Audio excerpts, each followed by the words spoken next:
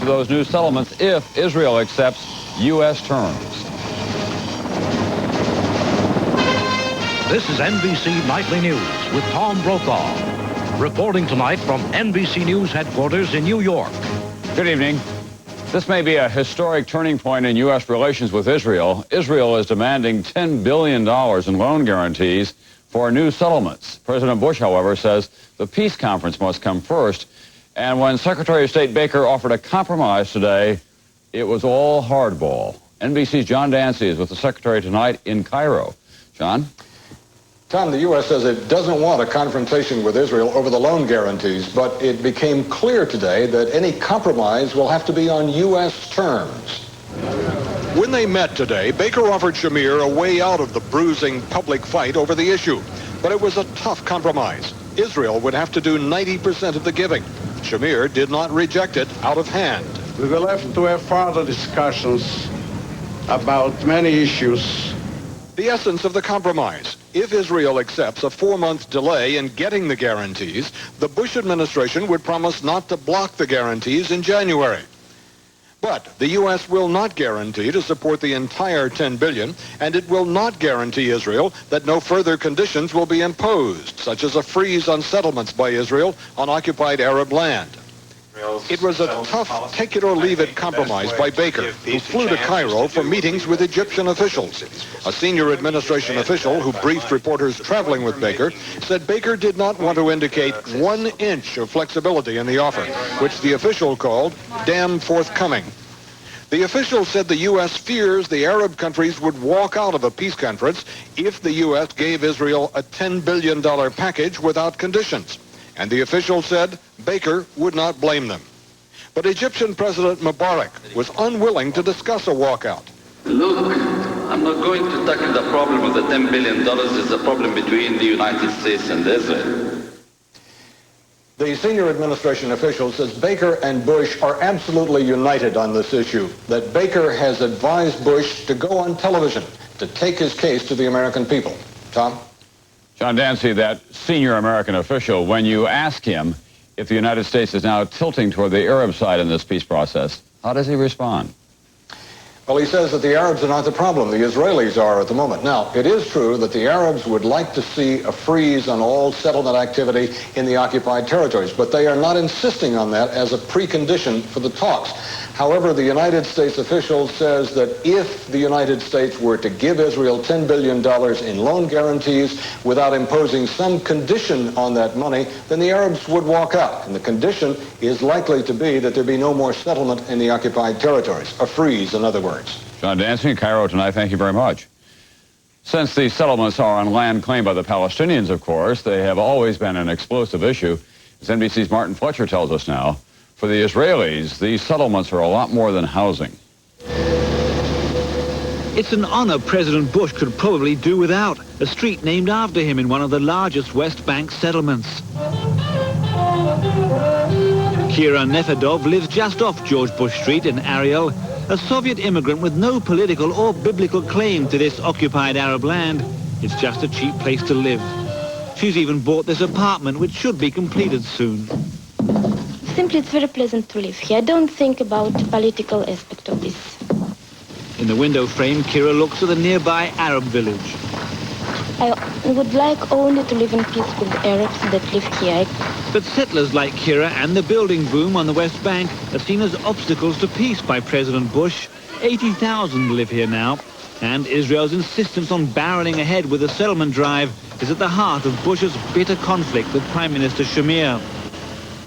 Many Israelis agree with Bush.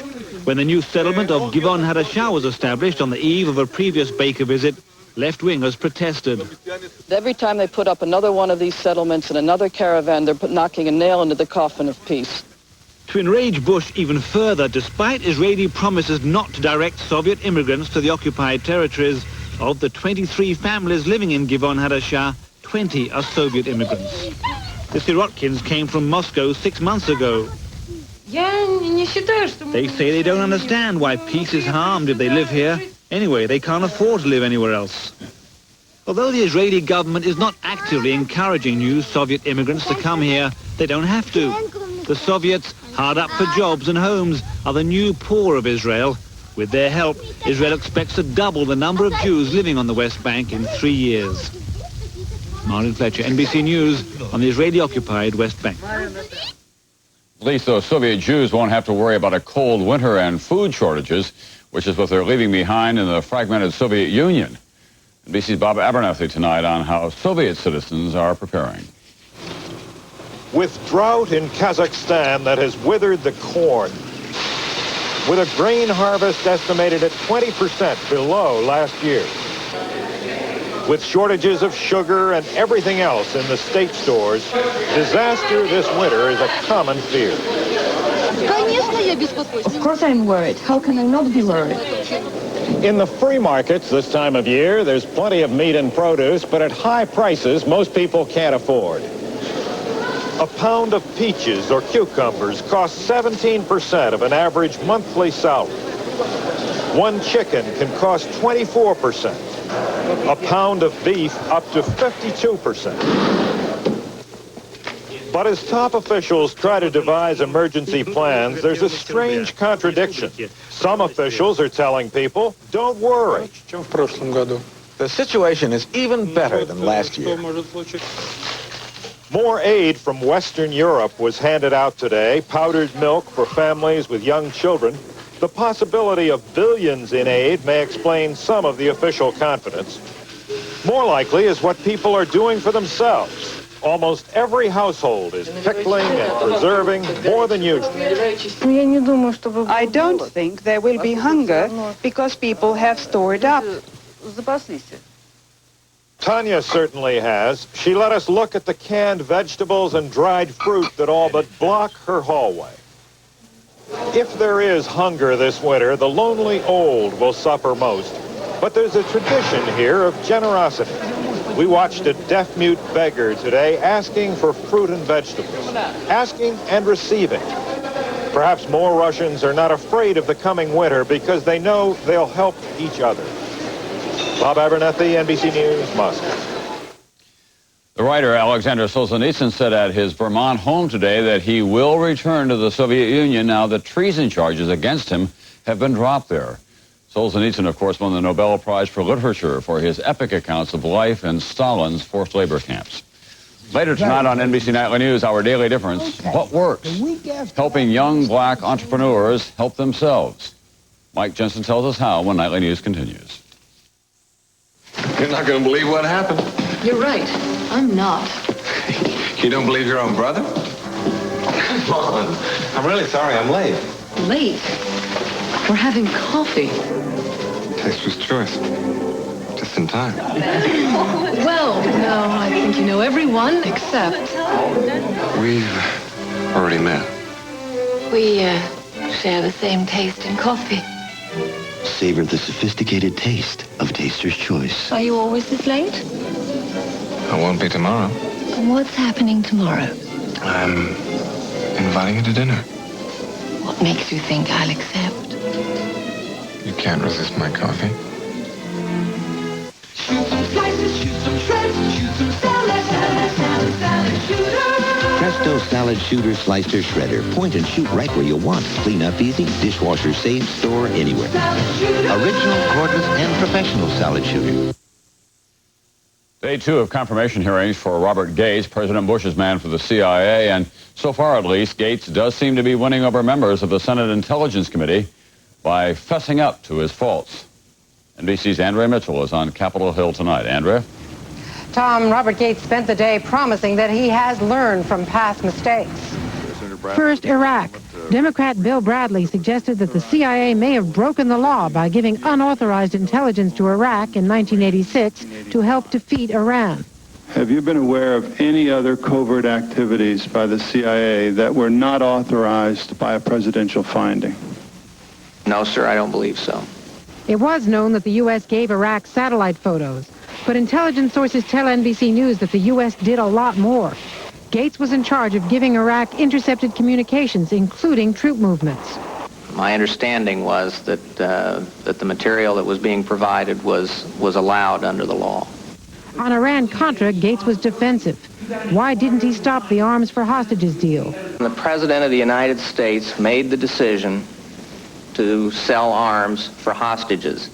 What about the illegal funding of the Contras? It was basically none of our business who was giving money to the Contras or how much it was. Why should this man, who didn't want to know, and when he was given dribbles of information, wasn't willing to press forward and say, wait a minute, what's going on? It was as if you said, I'm fading into the shadows. I don't want to hear another word about it. See no evil, hear no evil, speak no evil. Republicans tried to bail him out. To charge this witness with knowledge when he was lied to, and in my opinion, he was lied to, is the height of unfairness. By the end of the day, he had said he was wrong on a number of things, including the Soviet Union and BCCI. It says he's no longer defending the indefensible, but there are still areas that the committee needs to explore. But by admitting mistakes, Gates has gone a long way toward assuring his confirmation. Tom? Thank you, Andrea. On the drug front tonight, startling news about the cost of crack and cocaine addiction. There's a new study out saying that more than 158,000 babies were born addicted last year. And the annual hospital cost for their care now is more than $500 million. Even children not born addicted are getting caught up in crack. NBC's Jim Cummins tonight. Not far from the gleaming high-rise buildings in downtown Houston, the scourge of crack cocaine is destroying neighborhoods and perverting families. Social workers say grandchildren use grandparents. Some grandchild, and there's a lot of this, that is on crack, finds out that their grandmother or grandfather is getting so much money in Social Security, they're going to offer to take them home, keep them for the Social Security. Police say grandparents use grandchildren. Maggie Bailey and her daughter Yvonne were charged with possession of a controlled substance after undercover cops claimed they bought crack from Mrs. Bailey's 3-year-old granddaughter, who was also babysitting her 3 younger brothers and sisters alone in a house with 5 loaded guns. Hey, baby, where did Mama keep them rock things? She got the drugs from her mother and delivered it to the officer and took the money from the officer and gave the money to her mother. Police say Grandma ran the wholesale end of this family drug business. They should give her the death penalty for that. Lisa Neely lives down the street. Those children are just babies. They're just 3 years old. They shouldn't even be thinking about that kind of stuff. They should be watching Sesame Street. This is a tough neighborhood. One woman told us there are at least 5 or 6 crack cocaine dealers in the immediate area around here. Fear is pervasive. Teenagers hide their faces from strangers. Adults are reluctant to talk. Beverly Thomas explains why. A boy got beat to death. He lives right here in this yellow house. And in the midst of all that, Lisa Neely is trying to raise her own 3-year-old child. What does she tell him about crack? And it's not right. I don't want you near it. It'll hurt you. How old is he going to be when you tell him that? As soon as he's able to comprehend what I'm talking about. I mean, ASAP. She hopes that he'll know enough to avoid crack by the time he's 5 years old. Jim Cummins, NBC News, Houston. A big communications problem, delayed travel late today at airports in the New York area, Boston, and Washington, D.C. This happened after a power failure at a major AT&T switching center in New York. That power failure also affected many long-distance calls. Over 20% of the population can have trouble eating this, or even this, because we can't easily digest dairy foods. What we can't have, we always want, which is why there's Lactaid. Only Lactaid comes in milk and in caplets to help us digest any dairy foods. And it's natural. So now there's only one thing left to do. Only Lactaid gives you so many ways to enjoy dairy foods. Once again, Buick is raising the banner for quality in America. Introducing the 1992 LeSabre. With a higher level of power, safety, security, and convenience. This new LeSabre is going to be one tough act to follow. LeSabre for 1992 from Buick. I know it was our imaginations, but it felt like people looked at us like we had come from Mars instead of just moving from out of state. Oh, for a friendly face.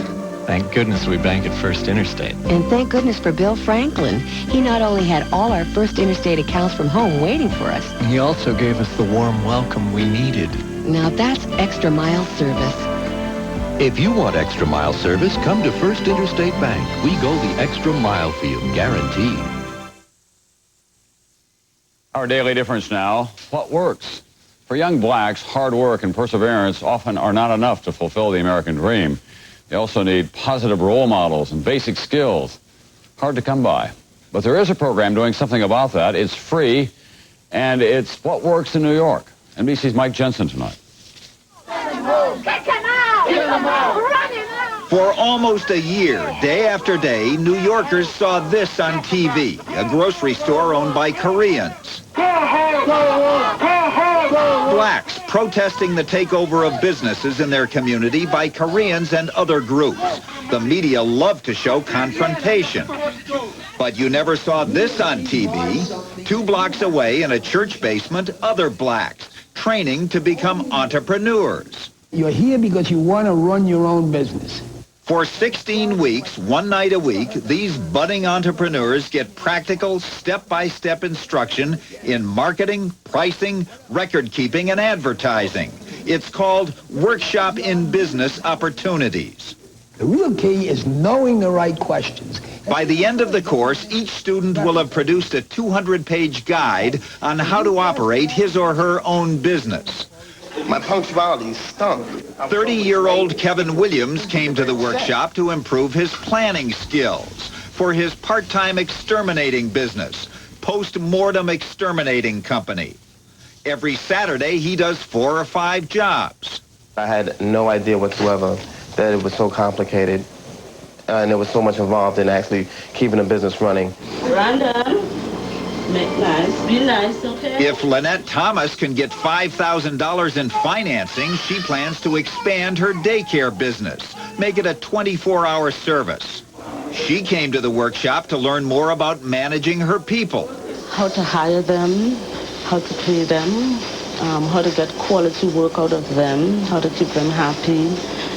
You really need good management skill. Leo Newball wants to set up a chain of storefront centers where people are taught new job skills, where kids and their parents can learn to operate computers. They pay, he makes a profit. See, there's a little bit too much motion here. His problem, not enough experience in marketing. They taught me how to do a nice flyer, how to talk to people, how to find out what their needs are so that I can begin to tailor-make my product to fit that need. 3,000 fledgling entrepreneurs have graduated from the workshop program since it began in 1966. Almost half of them are still in business. Thank you. Have a good day now. Johnny May Simmons runs JMS Services, a $200,000 a year business in Harlem that does accounting, bookkeeping, and taxes. She graduated from the workshop in 1978. I look at the workshop as my Uncle Harry.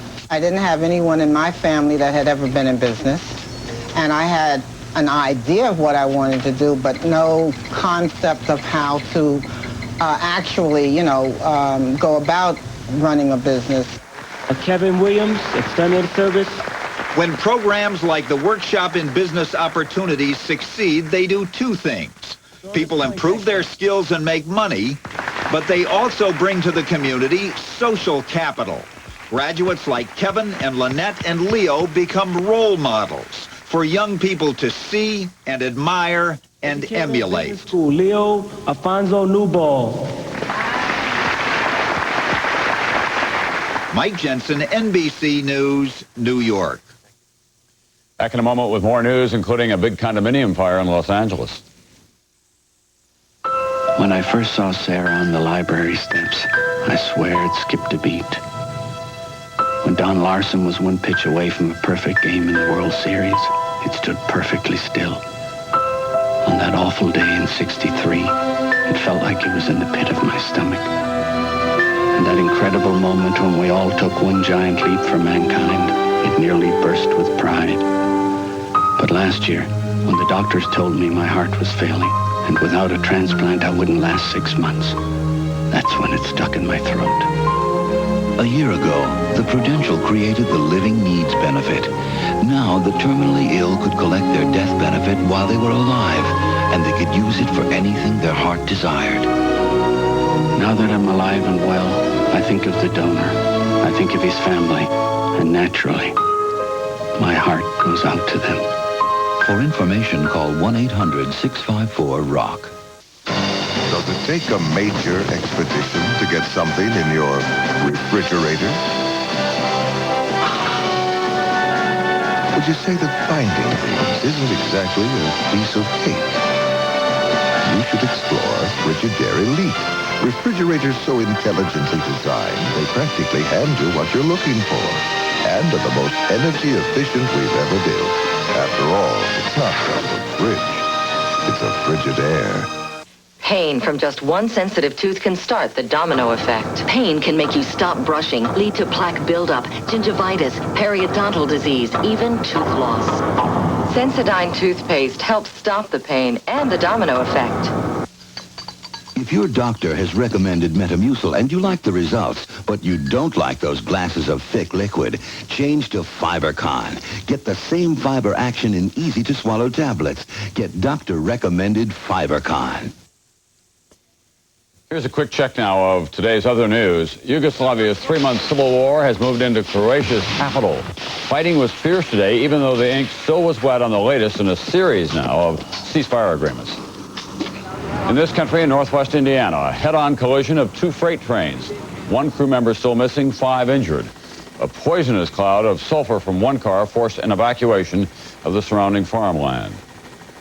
And in a section of Los Angeles, a fire on the 19th floor of this condominium killed 2 people. All 250 residents were evacuated by the early morning blaze. This building had no sprinkler system. Of course, for many in Los Angeles, things are plenty hot already. In some neighborhoods, the relationship between cops and community is mutually suspicious and violent and hostile. The latest flashpoint, the L.A. County Sheriff's Department. More now from NBC's Keith Morrison. Sometimes after dark in Los Angeles ghettos, it looks like there's a war going on. And you ask some people around here, who is the enemy? And they'll tell you it's the police. After the LAPD scandal, the heat is now on the Sheriff's Department and 4 killings in a month that did not look right. Sheriff's deputies killed a man here and another here. A 15-year-old boy running away after a car chase, shot in the back of the neck. He drowned in his own blood.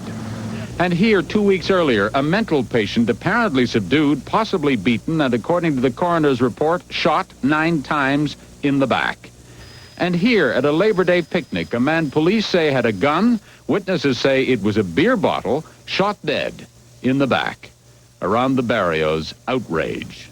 The main thing we want to show how the deputies lied from the beginning, how they tried to cover up. This is a bandwagon, and people are running as fast as they can to jump on. Sheriff Sherman Block, trying not to appear defensive, appointed a panel to investigate his own department, while the FBI and district attorney launched their own investigations of the shootings. Today, unsatisfied county politicians said that isn't enough. They said they want a grand jury. A person was shot 9 times in the back, and the public is very disturbed about that. That grand jury should investigate this case from top to bottom. And all of this comes as the beleaguered department is coping with cases in which one group of deputies is charged with credit card theft and another group with skimming confiscated drug money. Today, the department called in reporters to announce it has purchased guns that will shoot non-lethal rubber bullets in the ghettos. But not before Amnesty International announced it is sending a team to investigate police work in Los Angeles. Keith Morrison, NBC News, Los Angeles. In a moment, Assignment Earth, the big cactus.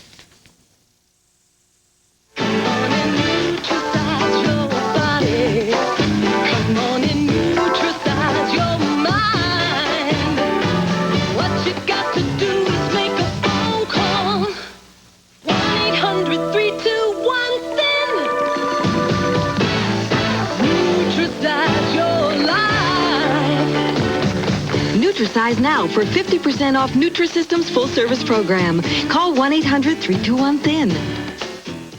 This town is sending more people to the 1992 Olympic Games than the U.S. and Russia combined.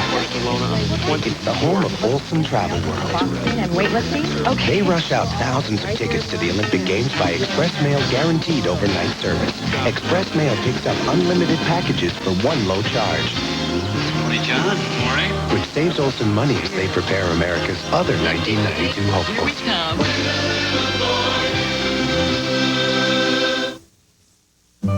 You know, there's nothing square about prunes. These Sunsweet pitted prunes are not only irresistibly sweet and bursting with flavor, they're also perfectly round. Only one prune tastes Sunsweet. Reintroducing a glorious name for a glorious new automobile. The 1992 Buick Roadmaster. With its powerful V8 performance and the security of its driver's airbag, anti-lock brakes, and full perimeter frame, Roadmaster is perhaps the best value in an American luxury sedan. Roadmaster also delivers something only a Buick can deliver. Buick quality. When you've got hemorrhoids, walking is hard. Sitting is worse. Anusol ointment has an anesthetic for the pain and itch. Does your brand? Anusol ointment has an anesthetic to take the hurt out of hemorrhoids. Assignment Earth tonight, our environmental series. The shuttle Discovery is scheduled to land early tomorrow morning after launching a satellite to study the ozone layer, and that in turn may help solve a mystery in the Arizona desert. NBC's Roger O'Neill. It stands alone, a majestic survivor in one of nature's harshest environments. The big cactus, the saguaro. You can't help drive through this area and just see them like sentinels standing out there guarding the desert. It's a symbol of the Southwest. And so when people hear that something might be happening to them, they immediately get concerned, and rightfully so. To the east and west of Tucson in the Saguaro National Monument, scientists began seeing what they think is a premature browning on the spine-bearing skin of the cactus. That was 10 years ago. Little more is known today. Like the desert and its mysterious animals, the saguaro does not give up its secrets easily. One theory is that the ozone layer high up in the atmosphere is being depleted, and because of that, ultraviolet radiation more of it is coming through the atmosphere. It's almost a sunburn effect. Another equally plausible theory is that absolutely nothing is wrong. The only certainty is that the saguaro will outlive all of the scientists and probably all of the theories. At 300 years old, old Granddaddy is doing just fine. The plants are fantastic. I mean, they are survivors. If you spend a day standing out here in June, much less several decades or centuries, you'll develop an appreciation for how rugged all the plants out here are. While most believe man is probably the culprit of the saguaro's so-called epidermal browning, the desert floor is loaded with new cactus. It might just turn out in 200 or 300 more years, the saguaro will again learn to adapt to this newest threat in its harsh environment. It is a survivor. Roger O'Neill, NBC News. That's Nightly News for Tuesday. I'm Tom Brokaw. I'll see you tomorrow night.